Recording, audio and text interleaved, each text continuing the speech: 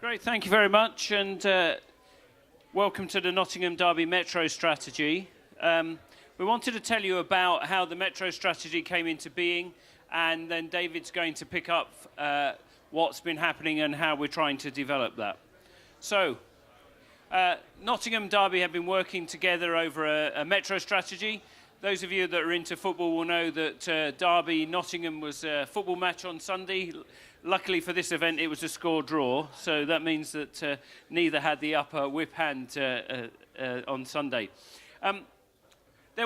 Jim O'Neill did a Cities and Growth Commission report several years ago now, and went round a number of the UK cities talking about the size of and scale of ambition and how that they could move forward. And when he came to Nottingham, his recommendation was that actually we'd be better joining up with Derby, given the footprint that we have.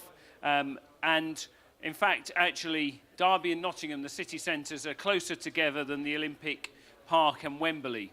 So we are all but one metro coterminous area.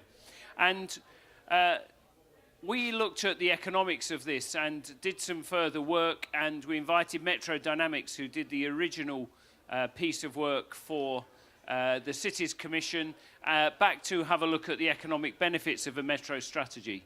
And what we found out was a number of things. First of all, that our population is 1.4 million.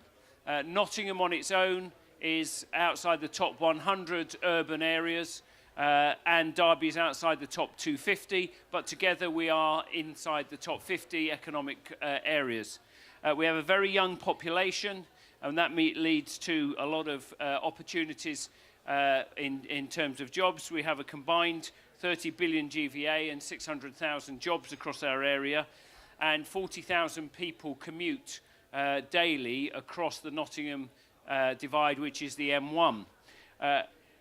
Quite interestingly, when we did the population stats, we found that 82% of the people who live in the metro area work in the metro area, and that means that we're a very strong area in terms of attracting work for our population, but also moving into joint leisure and community facilities. So, we looked at a vision, and our vision is all about how we drive growth. Derby and Nottingham don't compete on sectorial expertise. Nottingham has a very strong focus on digital, creative industries and green tech. We both share financial tech and services, and Derby has very strong strengths in advanced engineering and manufacturing. And so we have great expertise, and we've already been collaborating on things like our work in China, which has brought us some real strength.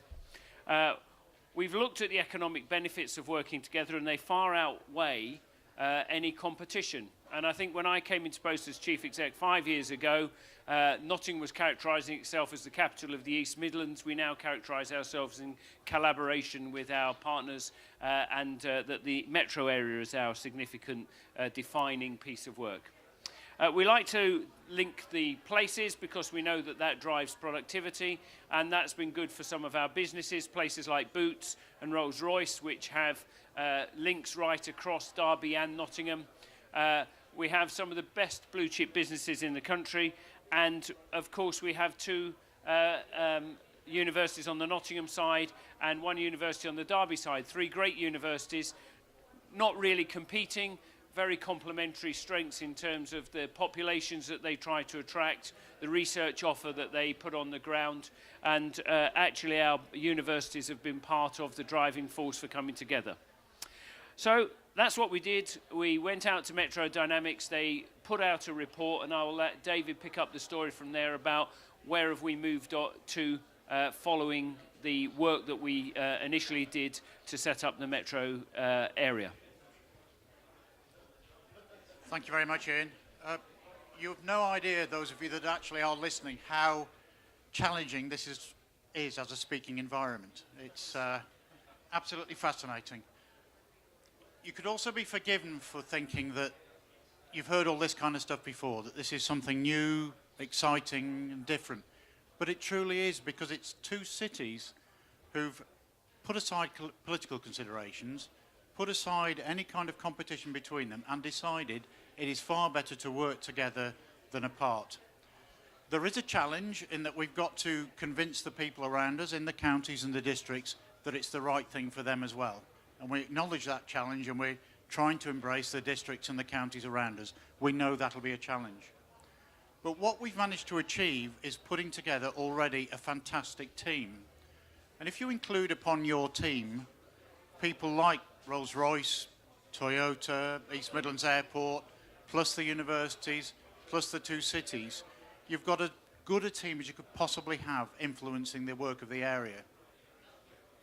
Interestingly for me as well, the politicians have been very brave in that we have on our team 13 people, of which only 2 are politicians, of which only 2 represent the cities. So the 2 cities in terms of politics and representation are outnumbered monstrously by the private sector.